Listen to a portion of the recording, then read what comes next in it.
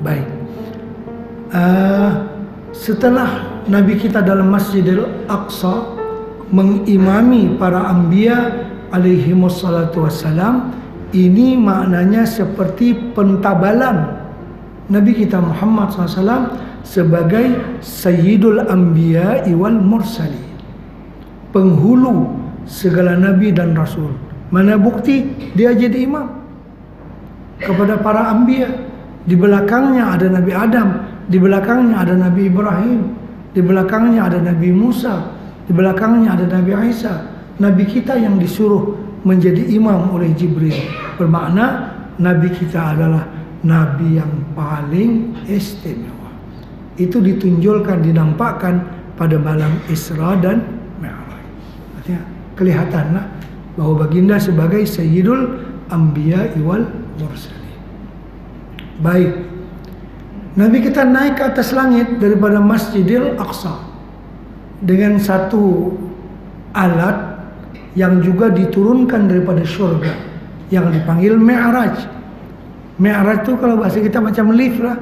Nah, Nabi kita berada di situ dan dia naik ke atas bersama dengan malaikat Jibril, malaikat Mikail.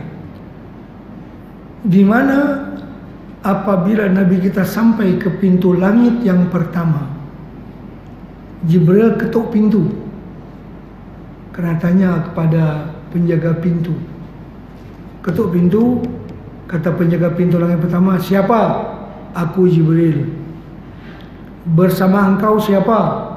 "Bersama saya Muhammad." "Muhammad ni orang mana?" "Dia orang langit ke orang bumi?" "Dia orang bumi, tapi dia diizin oleh Allah untuk naik ke langit. Ada permit lah, boleh masuk ke langit." Baru dibuka pintu langit, baru masuk Jibril. Artinya Jibril mengikuti prosedur, aturan-aturan yang ada di langit. Walaupun Jibril orang nomor satu di langit, semua malaikat kenal dengan Jibril. Jibril ketua malaikat, tapi dia tidak bertindak sebebas sekehendak dia. Dia pun ikuti peraturan yang ada. Ketuk pintu, "Siapa?" "Saya Jibril." "Bersama kamu siapa?" "Bersama saya Muhammad." Muhammadnya ada permit, kata ada, dan naik lagi. Kata ada, baru sila masuk. Langit pertama apa macam tu, langit kedua macam tu, sampai langit yang ketujuh. Maksudnya di sini diterangkan begitu ketat sekali disiplin yang ada di langit. Karena itu langit tak ada pecah, langit tak ada terkopak, tak ada. Pernah kita jumpa satu batu besar di mana kadang ini jatuh pada langit, tak ada. Karena semua menghormati peraturan. Orang di bumi ini kadang-kadang tak hormat peraturan. Pasal dia nomor satu di suatu negeri, ikut suka dia nak buat apa, bermakna itu yang merosakkan permukaan bumi. Langit semua orang kenal Jibril orang nomor satu, tapi dia ikuti aturan lalu dan aturan masuk dan sebagainya, sehingga langit terjaga dengan baik. Ya, dalam perjalanan di langit pertama sampai langit ketujuh, Nabi kita bertemu pula dengan para anbiya alaihimussalatu wassalam. Di langit yang pertama bertemu dengan Nabi Adam. Dan di dekat Nabi Adam ni ada dua dataran. Bila dia tengok sebelah kanan, dia gelak ketawa. Dia tengok sebelah kiri, dia sedih, dia teriak. Karena yang sebelah kanan orang-orang yang beriman daripada zuriat Nabi Adam.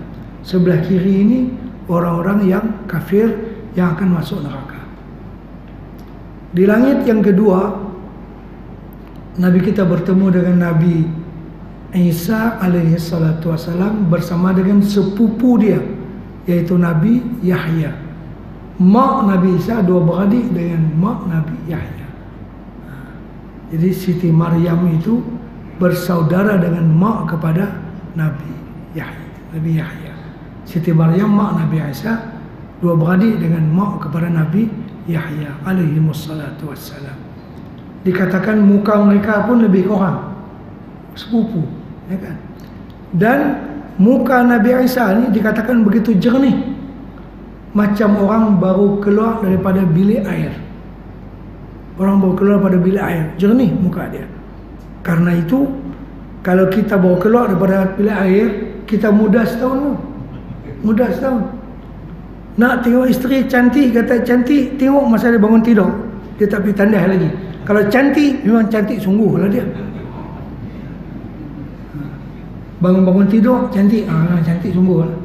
Tapi kalau sudah masuk bilik, sudah berwudu, sudah mandi, nampak segar lah kan. Yang tu, yang tak cantik pun jadi cantik lah. Tapi bangun tidur tu tak kena ayak apa lagi. Kalau cantik, memang cantik sungguh lah. Jadi muka Nabi Isa ni begitu jernih sekali. Dikatakan demikian. Sampai nanti beliau turun pun ke dunia, begitu rupa Nabi Isa alaihi salatu wassalam. Nabi kita menyebutkan Nabi Isa akan turun di akhir zaman dan akan kahwin dengan Bani Lahmin dan akan boleh anak.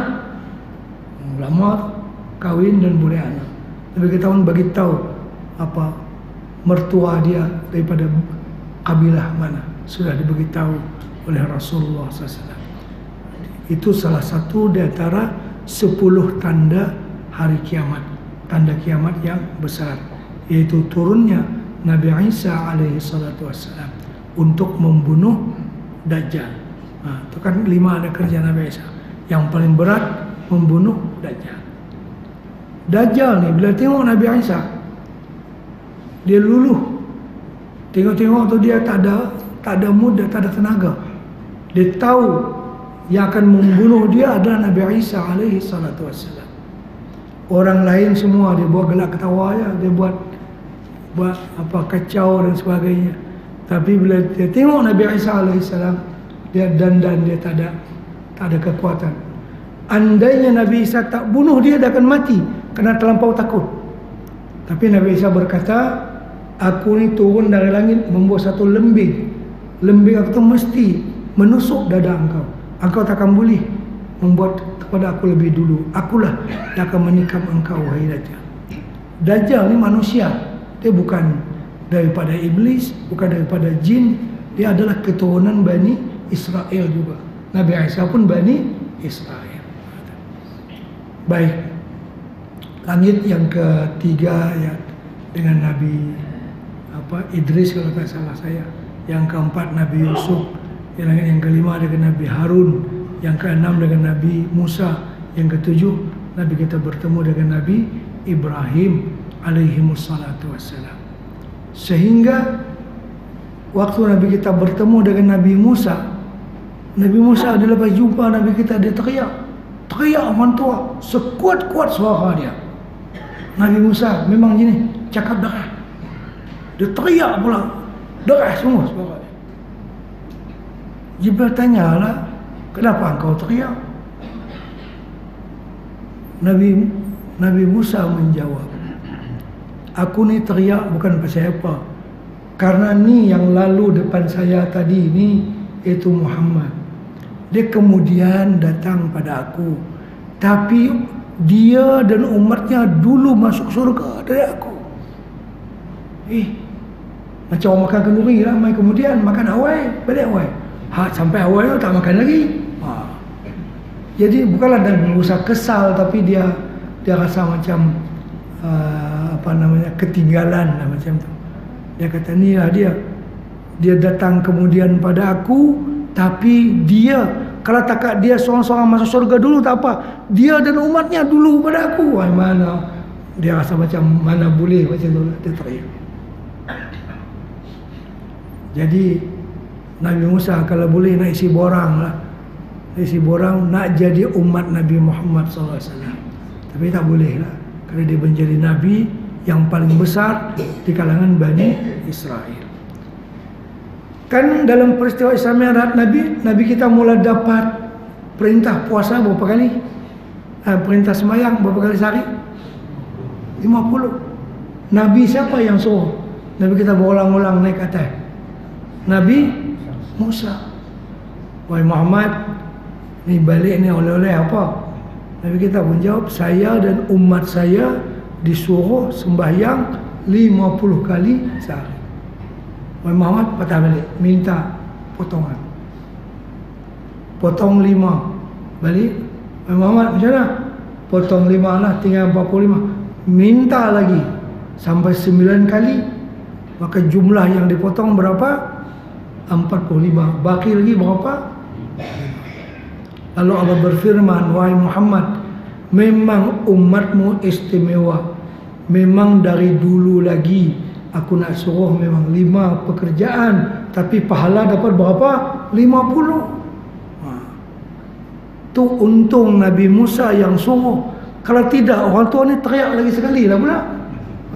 Senang sangatlah umat Nabi Muhammad ni, kerja 5 saja pahala 50. Tidak, dah dia yang suruh, takkan dia teriak. Takdir Nabi kita disuruh oleh Nabi yang lain lah. Muhammad ni senang sungguh lah, dia kerja 5 kali tapi pahala 50. Yang ni dia yang suruh berulang-ulang. Tak kata apa lah, dia sendiri. Itu daripada hikmah kenapa Nabi Musa alaihi salatu wassalam yang menyuruh Nabi kita berulang-alik itu, supaya dia tak boleh komplain lah, dia tak boleh nak teriak lah, kata senang sangat umat Nabi Muhammad. Jadi kita ni umat yang diberi khususiat banyak oleh Allah Subhanahu wa taala. Kerja sikit, gaji banyak. Ini istimewa umat Nabi Muhammad. Apakah lagi kalau kita beramal pada malam Lailatul Qadar. Satu malam yang nilainya macam berapa? 1000 bulan. 1000 bulan. Bermakna 60 tahun lebih. Masya Allah. Ya kan? Kerja sikit tapi balasan banyak. Luar biasa. Setiap amal ibadat yang kita laksanakan paling kurang dibalas 10 kali ganda. Bahkan boleh sampai 100 kali ganda, sampai 700 kali ganda, sampai kepada yang lebih banyak daripada itu lagi. Ini khususiat umat Nabi Muhammad. Karena umat Nabi Muhammad ni umur dia tak berapa nak lanjut dibanding dengan Nabi-Nabi dulu. Nabi Nuh kat 1000 tahun, Nabi Musa pun banyak ratus tahun. Jadi kita ni kualiti kita hebat, ya kan? Macam ATM lah, dia ada 10 ATM tapi isi semua 100 satu, 10 per 1000. Kita satu saja tapi 200,000 datang tu, satu pun padah lah, ya kan? Ini istimewanya umat Nabi Muhammad, sedikit bekerja banyak pahala. Umur Nabi kita bersabda, umur umatku banyak lebih kurang umurku. Berapa umur Nabi? 63 tahun. Ini kalangan ni ramai yang umur subsidi ni. Siapa yang lebih umur pada 63, kira kata subsidi. Subsidi bila-bila masa boleh cabut lah, bila masa boleh berhenti. Tapi yang tak subsidi pun banyak juga yang pergi pun, bukan kata. Tapi yang tua-tua tu biasanya banyak yang lebih dulu lah pada yang lebih muda. Jadi Allah Subhanahu wa taala memberikan nilai. Umur kita kadang-kadang lebih bernilai daripada 2000 tahun. Padahal umur tu dalam 60 juga. Dapat 10 kali Lailatul Qadar ibadat pada malam tu. Jadi berapa? 60 tahun kali 10 dah 600 ya. Nilai. Orang sekarang ni kira nilai, bukan kira kuantiti, tapi dikira quality. Quantity ni budak-budak. Budak-budak kita bagi dia 100 keping, dia tak mau. Kata tak laku dia tu. Dia nak sengit, yang sengit-sengit tu. Dia tahu lah dia tu laku. Pasal pak dia tahu dah bagi ke dia 100. Dia sengit dia. Sengit baru dia laku. Bagi 100 dia tak mau. Dia tak laku dia tu. Ni akal budak-budak lah. Jadi kalau nak kira kuantiti, itu akal budak-budak. Orang tua-tua kualiti lah. Sekeping pun tak apa, tapi 100. Lah kecil tu 100 je. Tebal tu, jangan nipis saja, tapi 100. Jadi umat Nabi Muhammad ni umat yang istimewa. Umur tak berapa nak panjang, tapi nilainya luar biasa. Karena anugerah daripada Allah Subhanahu wa taala. Baik. Kemudian Nabi kita SAW ni bukan nak cerita semua.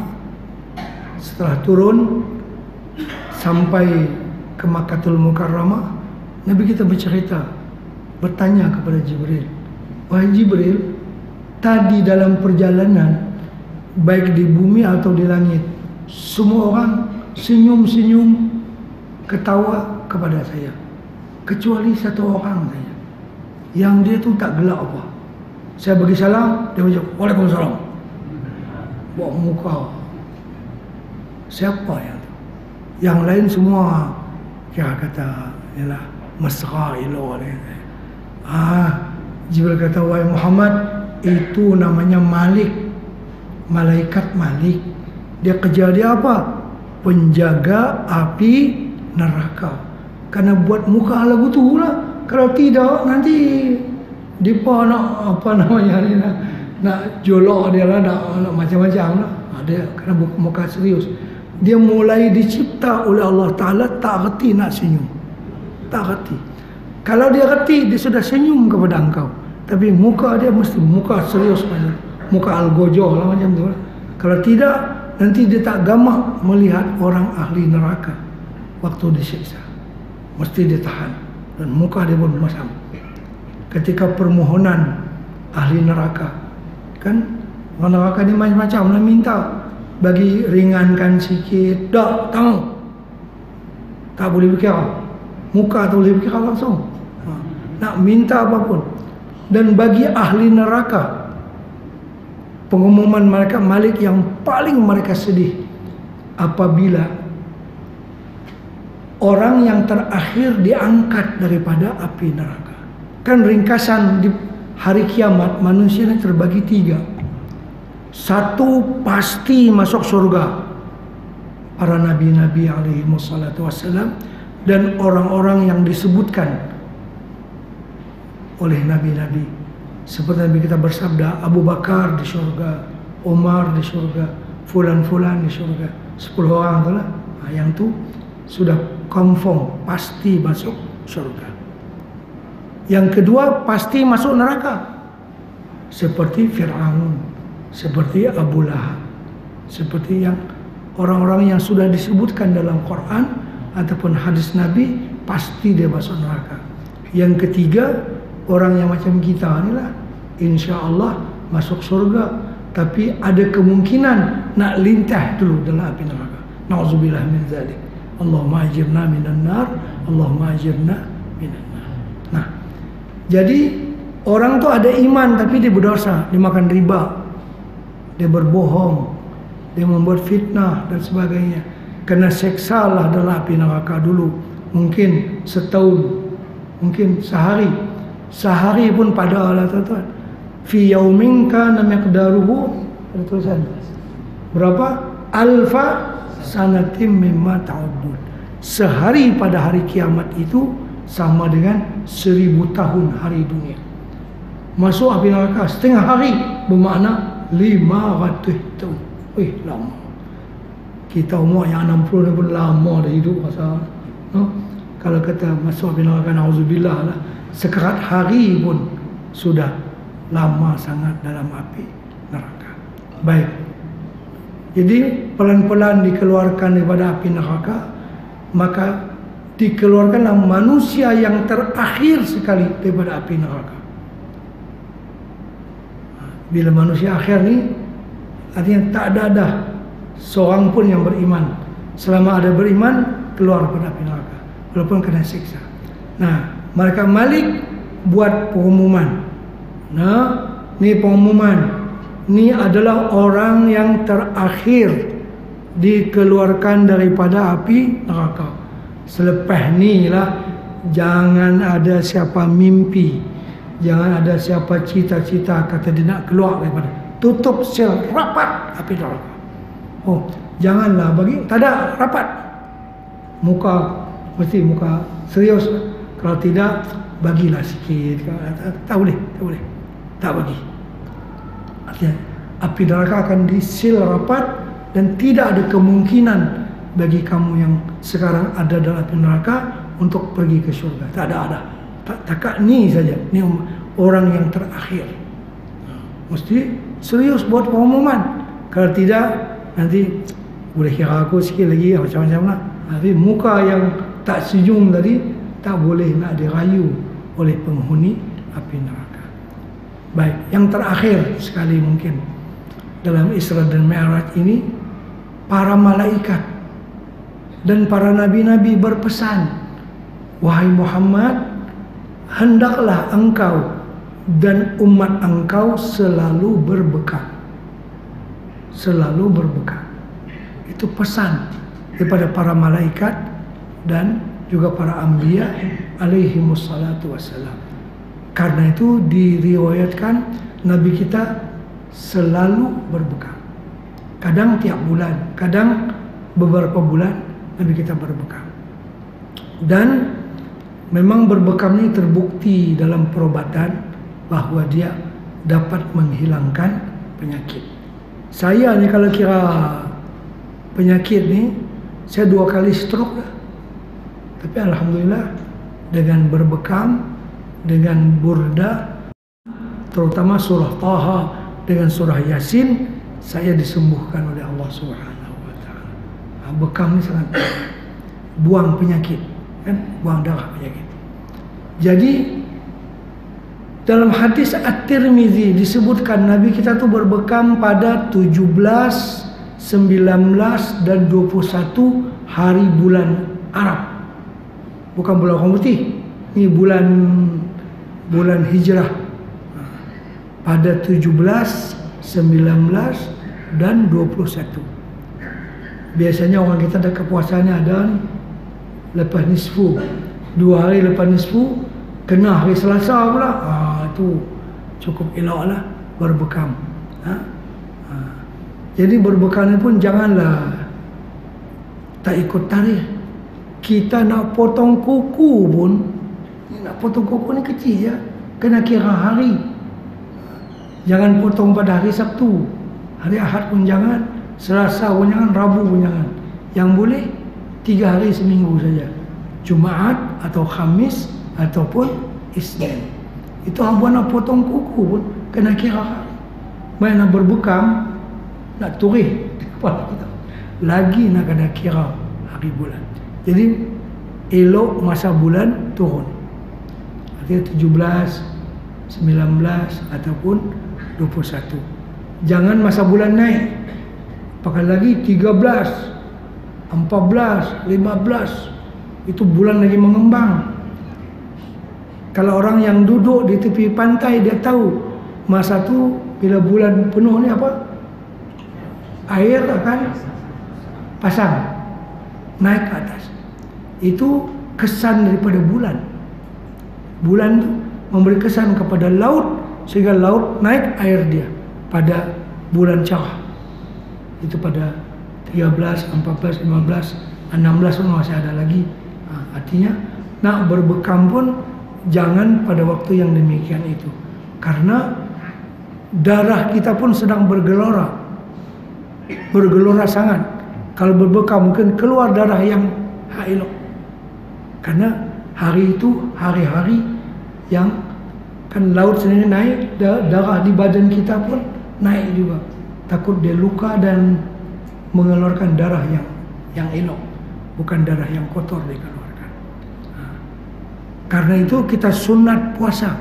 Ini kan hari bid, hari putih, 13, 14, 15. Nak bagi darah kita kurang bergelora, elok kita puasa. Istilah Khamis puasa, kemudian hari 13, 14 dan 15. Kenapa? Masa itu darah kita bergelora. Elok kita slowkan dia dengan berpuasa. Jadi mengikuti aturan Nabi kita SAW dalam berbekam supaya mendapat hikmahnya. Kalau mau dihuraikan sangat banyak lagi hikmah yang tersembunyi daripada aturan-aturan berbekam. Di sini ada tukang bekam. Dekat karyanya ada. Kau bekam haji SPA ni apa? Bekam tradisi ada. Pakai tanduk adalah, pakai isap tu tak jadi masalah. Tapi elok berbekam untuk mengikuti sunnah Rasulullah SAW. At-Tibbun Nabawi, perubatan mengikut sunnah Nabi SAW. Dan insya Allah akan diberikan kesembuhan oleh Allah Subhanahu Wa Taala. Nah itu termasuk juga pesanan dari para malaikat dan para anbiya alaihimussalatu wassalam waktu Nabi kita balik daripada peristiwa Isra dan Mi'raj. Adapun kewajiban sembahyang itu maklum semua kepada kita, oleh-oleh yang sangat mahal pada malam Isra dan Mi'raj. Jadi kalau kefarduan yang lain cukup dibawa oleh Jibril, wa atimul hajja wal umrata lillah, sempurnakan haji dan umrah karena Allah, suruh puasa, suruh bayar zakat. Adapun sembahyang, Nabi kita kena panggil. Bermakna ini satu perintah yang khusus, perintah yang istimewa. Karena itu sampai-sampai Nabi kita bersabda, yang membezakan antara orang Islam dengan yang bukan Islam itu ialah sembahyang. Itu yang paling ketara perbezaan antara orang Islam dengan yang bukan Islam. Maknanya kalau orang Islam ini tak sembahyang, macam tak ada beza lah antara dia dengan orang yang kafir. Orang Islam ni mesti sembahyang. Kewajiban sembahyang tidak pernah lekang daripada kita. Tak boleh berdiri sembahyang duduk, tak boleh duduk baring, tak boleh baring isyarat dengan anggota, isyarat dengan mata, isyarat dengan hati. Tak boleh sembahyang isyarat dengan hati, panggil tutup lebay bagi sembahyang untuk dia. Mati dah dia tu dia. Bagi orang lain lah sembahyang kata dia. Last sekali. Pasal dia tahu sembahyang lah. Jadi kewajiban sembahyang ni ciri khas umat Islam. Kita sendiri kalau misalnya pergi melancong ke mana-mana lah, tengok ada menara masjid, tengok ada kita rasa macam lapang dada kita. Tapi kalau kita singgah satu bandar penuh dengan yang tu lah, cabang tu, kita pun rasa macam tak sedap. Zaman dulu tentera Turki berperang sampai ke jantung Eropah. Tentera tu kena bawa replika menara masjid. Perang sedang berjalan, ada beberapa puluh orang di belakang ni, kerja dia usung menara replika dia lah, supaya tentera ni bila tengok menara bersemangat. Itu tujuannya. Kan karena itu walaupun banyak duit kita habis buat menara, ulama tak kata mubazir, tak kata mubazir, boleh kita buat karena itu syiarnya umat Islam. No? Tapi jangan sampailah pula menara terlalu cantik, orang miskin di kampung tu lapak, jangan juga. Tak boleh juga. Kan ada para ulama mengatakan menghias-hias masjid. Masjid ni sederhana aja, tak banyak hias, adalah sikit-sikit. Ada setengah masjid tu dia hias terlampau, apa namanya ni, terlampau banyak lah, duitnya pun luar biasa. Itu makruh hukumnya, menghias masjid. Maksudnya kata para ulama, apabila perut orang yang fakir sudah kenyang, makruh menghias masjid. Tapi kalau perut orang yang fakir masih lapar, tak boleh menghias masjid. Duit tu hantar kepada perut orang yang apa, yang lapar, kasihan dia. Jadi tak apalah nak buat menara tinggi-tinggi, orang fakir di kampung tu tak ada duit nak makan, jangan juga. Maksudnya didahulukan perut orang-orang yang fakir daripada membuat hiasan-hiasan. Baik, mungkin sampai di situ saja apa yang dapat saya sampaikan pada malam yang mulia ini, dan kita buka peluang mungkin ada apa-apa soalan terkait dengan apa yang kita bicarakan dalam peristiwa Isra dan Mi'raj ini. Wallahu a'lam.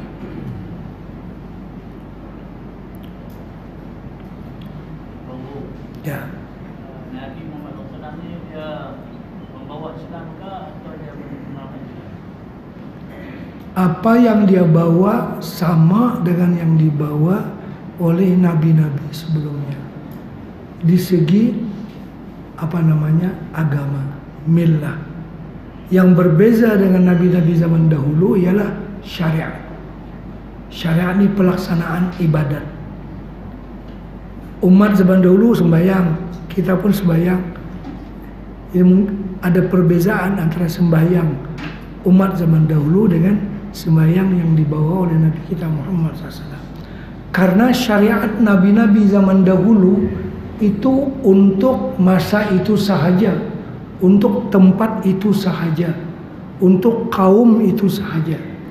Adapun syariat yang dibawa oleh Rasulullah ini untuk setiap tempat, setiap kaum, dan setiap zaman. Artinya syariat itu mempunyai keanjalan dan mempunyai ketahanan untuk boleh hidup sampai ke akhir zaman. Dia boleh dipakai di padang pasir, boleh dipakai di tanah gambut, boleh dipakai di mana-mana. Jadi syariat yang paling sempurna. Jadi Nabi kita menyempurnakan al-yauma akmaltu lakum dinakum wa atmamtu alaikum ni'mati wa raditu lakumul islama dina. Jadi Nabi Adam pun Islam, Nabi Ibrahim pun Islam, Nabi Musa pun Islam, Nabi kita Muhammad pun Islam. Cuma secara sebutan dipanggil yang itu orang Yahudi, yang ini orang Nasrani, yang ini kita orang Islam. Huwa sammakumul muslimina, huwa sammakumul muslimina min qablu wa fi hadza. Jadi Nabi Adam dia orang Islam, Nabi Musa pun dia orang Islam sebenarnya. Maksudnya Islam itu dalam millah yang sama. Kan kita talqin orang mati, wa Ibrahimul Khalilu abi. Ibrahim al-Khalil bapak kita adalah agama. Artinya agama Nabi Ibrahim sama dengan agama Nabi Muhammad SAW. Cuma yang berbeza syariatnya, cara sembahyang, mungkin cara wudhu, cara puasa ada perbezaan. Tidak mendasar. Adapun yang la ilaha illallah itu tak ada beda. Semua sama. La nufarriqu baina ahadin min rusuli. Kita tidak membeda-bedakan agama para rasul. Semua sama. Nabi kita yang terakhir yang menyempurnakan segala-galanya karena syariatnya tadi untuk berkepanjangan sampai hari kiamat. Sudah tentu syariat yang akan hidup lama ini lebih sempurna daripada yang sebelumnya. Wallahu a'lam.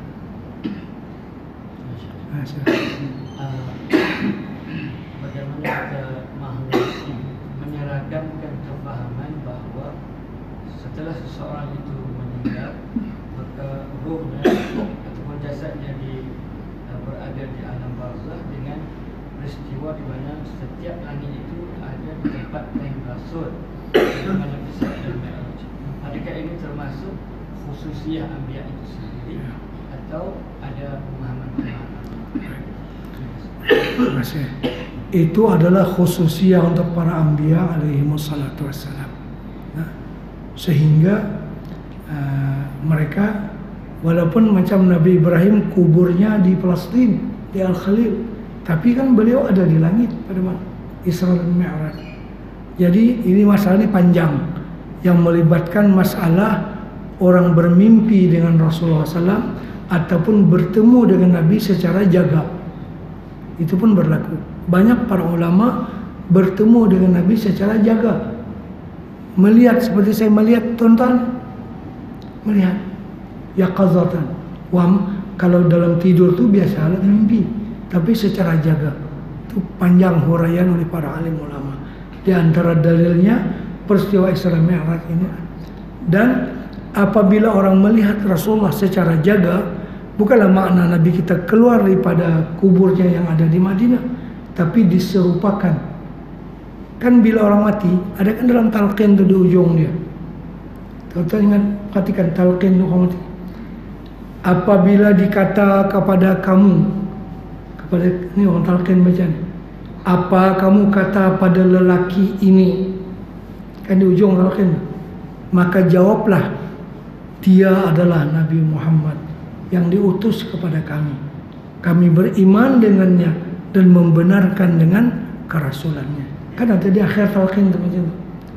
Artinya pada waktu itu dijelmakan rupa Nabi dalam kubur orang itu. Itu yang dikata, apa kamu kata tentang lelaki ini? Lelaki, maka nampaklah Nabi kita dalam kuburnya. Orang beriman dia kata ini Rasulullah, ini Muhammad, kami percaya dengan dia, kami beriman dengannya. Kalau orang yang kafir, orang yang munafik, dia tak tahu apa, dia tak pandai nak jawab. Artinya ada rupa Nabi kita di setiap kubur. Kalau sehari ada berapa ribu yang meninggal dunia, rupa Nabi itu dijelmakan pada setiap kubur. Bukan malah Nabi kita keluar daripada kuburnya yang ada di Madinah. Tidak. Itu yang dikatakan orang yang boleh melihat Rasulullah secara yaqazah. Itu panjang perbahasannya di kalangan ulama. Ulama-ulama ahli sufi meyakini itu, karena mereka sering bertemu dengan Rasulullah SAW. Adalah beberapa syaratnya. Orang yang bertemu dengan Rasulullah dalam mimpi atau dalam jaga, dia tak boleh beritahu ada syariat baru yang Nabi kita bawa cerita kat saya. Yang itu tak boleh. Itu mengarutlah, mana dia mohong. Pasal apa? Dia kata, lah ni sembahyang tambah lagi 1 jadi 6. Pasal malam tadi aku mimpi Rasulullah, dia suruh tambah lagi 1 sembahyang. Tak ada, itu mengarutlah. Semua yang benar itu adalah kalau dia bermimpi, Nabi kita cuma mengemaskan lagi cara dia berpegang dengan agama. Banyakkan baca Quran, banyakkan sembahyang tahajud, itu ini. Benda yang memang sudah ada dalam agama. Kalau dia menambah sesuatu, itu makna dia bohong. Dia tak betul. Jadi Ustaz, Ya. bolehlah kita mengandaikan bahawa syurga itu ada di langit, seperti mana yang dijumpai oleh Nabi? Ya. Syurga berada di sisi Sidratul Muntaha. Indaha Jannatul Ma'wa. Di sisi Sidratul Muntaha itu adalah Jannatul Ma'wa, syurga. Jadi langit pertama 1, 2, 3 sampai 7. Langit ke-7 tempatnya pokok Sidratul Muntaha. Sidrah ni macam pokok apa dia panggil? Bidara. Tapi bukan bidara yang kita hormati ini. Daunnya saja boleh melindungi 7 lapis langit dan bumi. 1 daun luar biasa besar. Di sanalah syurga. Jadi di atas pada langit yang ke-7 berada berhampiran dengan Sidratul Muntaha. Dan di bawah pokok Sidratul Muntaha itu mengalir air yang masuk ke dalam syurga. Kan ada 4 macam sungai. Sungai air tawar, sungai madu, sungai arak, dan sungai daripada susu. Itu kan dalam surah Muhammad disebutkan. Kita percaya. Dan memang dia ada di sana. Dan sudah ada. Kalau syurga ni Allah tak buat lagi dah, ada dah. Ada dah. Neraka pun ada dah. Ada dah. Kan uiddat lil kafirin, neraka tu. Kalau syurga pula uiddat lil muttaqin. Disediakan, sudah disediakan. Dia ada. Dia berada di sana. Jadi di langit ada sungai, ada lautan. Sungai Al-Kautsar, sungai-sungai yang 4 ada di langit sana. Jadi ini benda-benda yang kita tak boleh nak fikir dengan akal kita. Kita cuma terima apa yang wahyu sebut. Wahyu sebut macam tu. Indah Jannatul Ma'wa. Di sisi Sidratul Muntaha tu ada syurga. Dan Nabi kita dah berjalan situ, di tepi sungai dia, di wakaf bangsai dia. Tapi kita dah singgah. Memang ada. Ya. Berkait dengan Nabi juga tentang hakikat Nabi hadir. Sebab ada yang mengatakan dia berburu, berjumpa di gunung sana, gunung sini. Atau bagaimana sebenarnya hakikat? Adakah masih hidup atau mati atau gimana? Baik, tentang Nabi Khidir ni memang panjang ceritanya juga. Al-Imam Al-Hafiz Ibn Hajar Al-Asqalani membahasnya dalam kitab Fathul Bari. Kata beliau,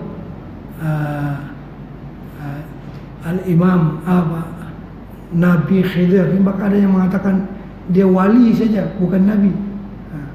Tapi ataupun Al-Abdus Salih dalam bahasa surah Al-Kahfi, Al-Abdus Salih. Nabi Musa kan bertemu dengan fawajada 'abdan min ibadina atainahu rahmatan min indina wa 'allamnahu min ladunna ilma. Siapa itu hamba yang bertemu Nabi Khidir alaihi salatu wassalam. Jadi senang cerita macam inilah.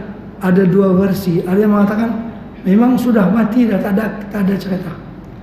Ada yang mengatakan masih hidup. Artinya minal munzarin, orang yang diberi tempo hidup panjang. Kan yang diberi tempo panjang ni pertama iblis. Iblis dia minta, ya Allah bagi aku panjang umur sampai hari kiamat. Pasal dia menggoda manusia. Yang keduanya al-munzarin tu Nabi Isa alaihi salatu wassalam pun tak mati lagi. Yang ketiganya munzarin ini Dajjal. Dajjal dia bukan lahir, dia sudah lahir zaman lampau. Dia sudah ada di satu kepulauan yang berada di dekat Yaman ataupun Syria. Dia sudah ada. Dia menunggu masa untuk dilepaskan oleh Allah untuk merosak ke permukaan bumi ini dengan tanda-tanda yang tertentu. Berbeza dengan Imam Mahdi. Imam Mahdi dia akan lahir biasa dan sampai masa lebih kurang 40 tahun dia akan dibayar. Jadi Imam Mahdi akan lahir. Kalau Dajjal akan muncul. Itu istilah itu berbeza. Lahirnya macam biasa lah. Dan kalau kata 30 tahun lagi akan dibayar, dia lahir dah lah sekarang di di Madinah. Sebab kita tak tahu siapa dia. Kalau Dajjal memang sudah lama diikat dengan rantai yang kuat di satu kepulauan. Kepulauan di sebelah timur, bukan di sebelah barat, bukan di segitiga segitiga Bermuda yang ada di dekat Amerika satu lain. Dia berada di dekat negeri Yaman ataupun negeri Syam. Artinya di laut Mediterranean ataupun di laut Yaman. Laut Yaman ini macam orang pergi Mekah, naik kapal laut dulu lalu situ lah. Jadi Dajjal akan muncul. Dia bukan lahir, dia lahir lama dah. Jadi itu munzarin. Termasuklah juga masalah Nabi Khidir ni. Apakah dia minal munzarin? Munzarin artinya orang yang diberi tempoh hidup lama oleh Allah Subhanahu wa taala. Mana buktinya? Para ulama-ulama ahli sufi banyak yang selalu jumpa dengan Nabi Khidir alaihi salatu wassalam.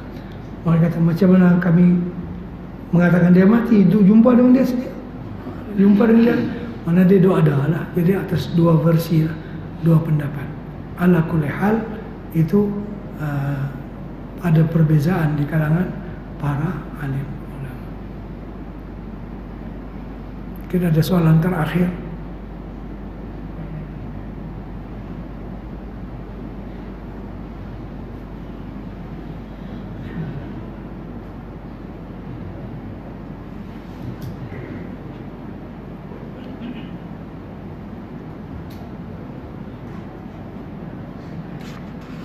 Baik, kalau sudah tak ada, mungkin dah faham belakang ataupun tak faham belakang boleh jadi kita berhenti dekat ini dulu. InsyaAllah kita akan sambung pada suatu masa nanti. Al-Fatihah.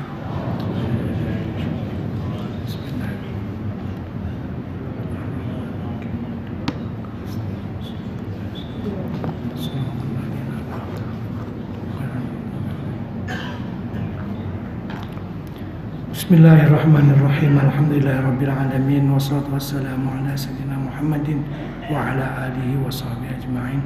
Allahumma anfa'na bima 'allamtana wa 'allimna ma yanfa'una wa zidna 'ilma warzuqna fahma. Nas'aluka fahman nabiyyin wa hifdzal mursalin wa ilhamal malaikatil muqarrabin wa hdina bi hidayatil 'arifin wanshur 'alaina min khazaini rahmatika ya arhamar rahimin. Wa sallallahu ala sayyidina Muhammadin wa ala alihi wa sahbihi wa sallam. Walhamdulillah.